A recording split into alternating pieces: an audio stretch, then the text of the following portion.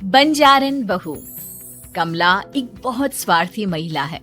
उसने पैसों के लिए एक ऐसे इंसान से शादी की जो पहले से शादीशुदा और एक बच्चे का पिता भी था। कमला के पति को मरे हुए एक अरसा बीत गया है। अब वो अपने सौतेले बेटे वैभव के साथ रहती है। वैभव के दिल में अपनी माँ को लेकर इतना डर है कि वो अपनी माँ के सामने एक शब्द नहीं बोल पाता। उसकी माँ जो कहती है उसको सर झुकाकर वही मानना पड़ता है। वैभव, तुमने अभी तक घर का काम क्यों नहीं किया? तुमसे कितनी बार कहा है कि सूरज निकलने से पहले तुम घर की साफ सफाई पूरी कर दिया करो। वैभव कुछ नहीं बोलता, चुपचाप सर झुकाए अपनी माँ की बात सुनता रहता है। तभी पास में खड़ा नौकर सुखराम कहता है, मालकिन, वैभव बाबा को रात से तेज बुखार है, इसलिए वो सुबह जल्दी उठ नहीं पाए। उनके बदले मैं घर की साफ सफाई कर देता हूँ। इसे कोई बुखार नहीं है। मैं इसे अच्छी तरह से जानती हूँ। ये सब काम न करने के बहाने हैं। सुखराम काका, बोल दो इसे, सारे घर का काम यही करेगा। और इससे समय पर अपना काम पूरा नहीं किया तो इससे आज का खाना भी नहीं मिलेगा। मगर मालकिन, वैभव बाबा की सच में ही तबीयत खराब है, आप एक बार देख तो लीजिए। कमला बिना कुछ बोले वहां से चली गई और बेचारा वैभव तेज बुखार में भी काम करता रहा। कमला वैभव की शादी एक ऐसी लड़की से कराना चाहती थी जो अनपढ़ हो और कमला से इसी तरह डरे जिस तरह वैभव डरता है, ताकि वैभव की सारी जायदाद और धन दौलत उसकी मुट्ठी में रहे। लेकिन आज के जमाने में ऐसी लड़की मिलना मुश्किल है। कमला कार में यही सब कुछ सोचती जा रही थी कि तभी रास्ते में, अरे ड्राइवर, तुमने कार क्यों रोक दी? और ये इतना शोर कैसा? मैडम, आगे कुछ बंजारों का खेल चल रहा है, इसलिए भीड़ लगी है। मैं अभी भीड़ को साइड में करवाकर कार निकालता हूँ। ड्राइवर भीड़ को साइड करके कार निकालने की कोशिश करने लगा कि तभी कमला की नजर रस्सी पर चल रही एक फुलवा नाम की बंजारन पर पड़ी। क्यों ना मैं इस बंजारन की शादी वैभव से करा दूं? ये तो अनपढ़ लग रही है, मेरे पैरों तले दबकर भी रहेगी। मुझे अभी इसके माँ बाप से बात करनी होगी। ये सोचकर कमला ने उन बंजारों से बात की और उन्हें शाम को अपने घर बुलाया। फुलवा के माता पिता वहां उसे लेकर आ गए। उन्होंने इतना आलीशान घर पहले कभी नहीं देखा था। अच्छा हुआ आप लोग आ गए। देखिए, मुझे घुमा फिरा कर बात करने की आदत नहीं है, इसलिए सीधे सीधे मुद्दे पर आती हूँ। मुझे आपकी बेटी बहुत पसंद है। मैं अपने इकलौते बेटे की शादी आपकी बेटी फुलवा से कराना चाहती हूँ। इसके बदले में आप जो चाहो वो ले सकती हैं। तभी फुलवा की माँ कहती है, ये क्या कह रही है मैम साहब? कहीं आप हमारी गरीबी का मजाक तो नहीं उड़ा रही ना? आप मेरे बेटे से मिल लो। अगर आपको मेरा बेटा पसंद आता है तो मैं कल से ही शादी की तैयारी शुरू कर दूंगी। सुखराम, वैभव को लेकर आओ। फुलवा अपनी माँ के कान में फुसफुसाती है, माँ, कहीं इस मेम साहब का छोरा पागल तो ना है? फुलवा अपनी माँ से बात कर रही होती है कि वैभव वहां आता है। फुलवा उसे देखती ही रह जाती है और उसके माता पिता उसकी शादी तय कर देते हैं। शादी वाले दिन किसी को फुलवा और वैभव की बेमेल विवाह की बात समझ में नहीं आती। फिर भी एक औरत कमला से पूछ ही लेती है, कमला जी, आपने अपने इकलौते बेटे की शादी देहाती गवार से क्यों करा दी? ये बंजारन आपके घर की बहू बनने लायक तो नहीं है। कम से कम अपने स्टेटस का ही ख्याल कर लिया होता। बहू तो अपने टक्कर की लाती, आपने तो बंजारन को ही बहू बना लिया। अब कमला को समझ में नहीं आ रहा था कि इस बात का क्या जवाब दे।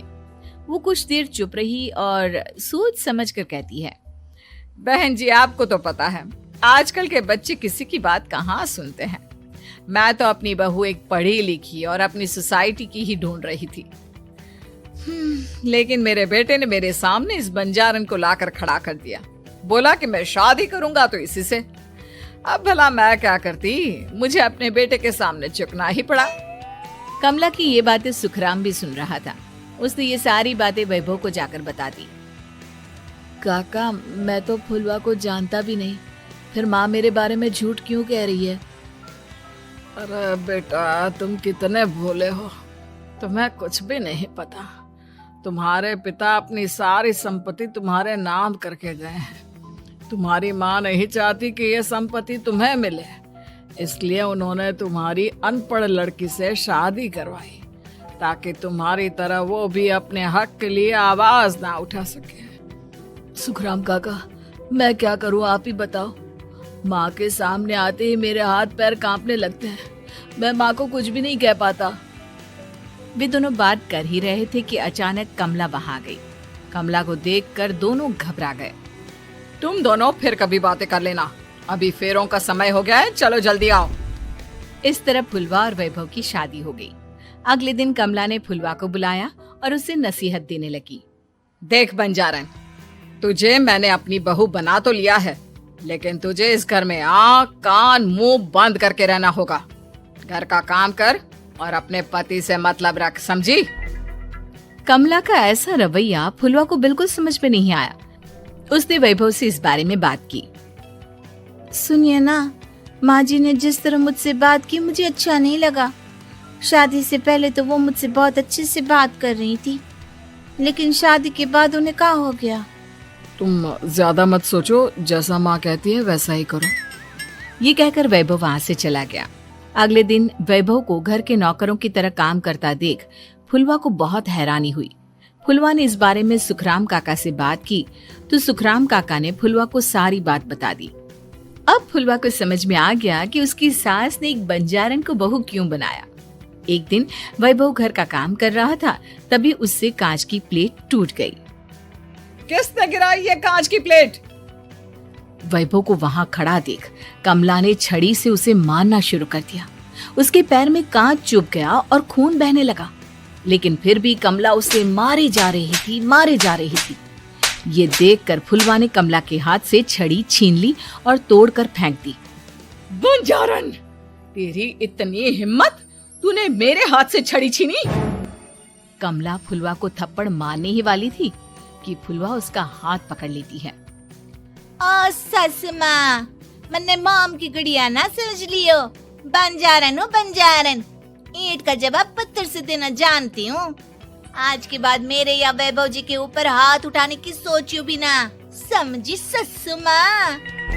ये कहकर फुलवा वैभव को लेकर वहां से चली गई। उसने वैभव के पैर पर पट्टी बांधी, उसके आंसू पोंछे। वैभव ने पहली बार किसी के दिल में अपने लिए इतना प्यार महसूस किया।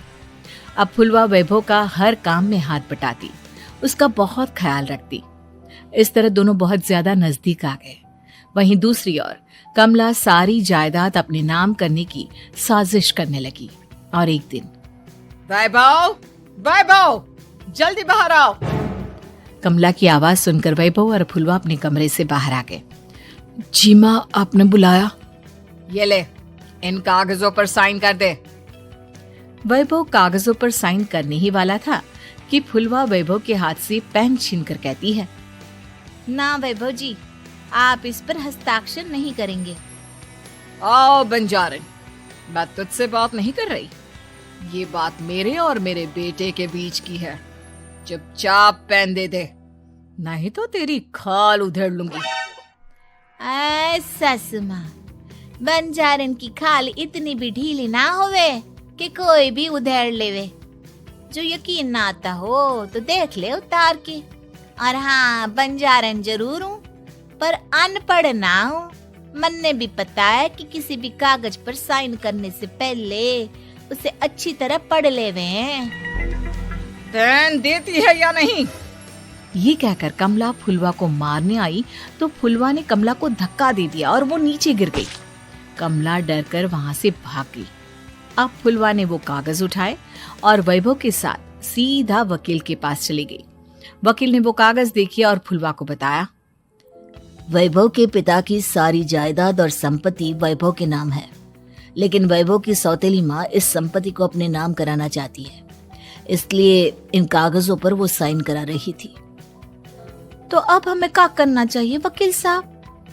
वकील ने फुलवा और वैभव को सब कुछ अच्छी तरह से समझा दिया।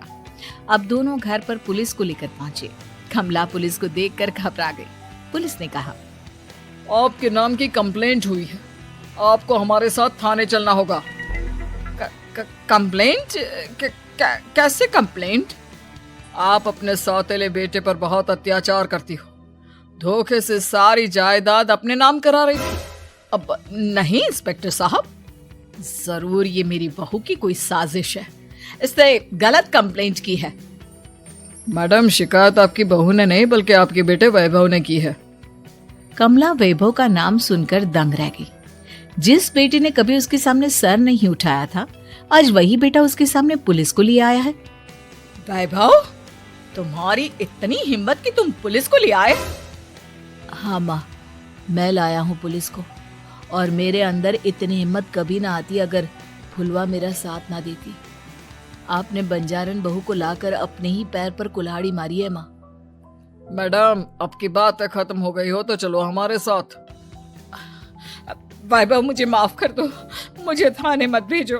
आज के बाद मैं तुम्हें कभी नहीं मारूंगी, तुम्हें कभी परेशान नहीं करूंगी, मुझे माफ कर दो। वैभव अपनी कंप्लेंट वापस ले लेता है और पुलिस वहां से चली जाती है। वैभव अपनी सौतेली माँ से कहता है, मैंने पुलिस को वापस तो भेज दिया है, लेकिन मैं आपको माफ नहीं कर सकता। आपने बचपन से आज तक कभी मेरे सर पर हाथ नहीं रखा, हमेशा मुझे मारती रही, नौकरों की तरह बर्ताव करती रही। आप इस घर में नहीं रह सकती, चली जाइए यहाँ से। कमला घर छोड़कर चली गई और सड़क किनारे खड़ी होकर सोचने लगी, काश मैंने वैभव को माँ की तरह प्यार किया होता तो आज मैं इस तरह से बेसहारा ना हो जाती।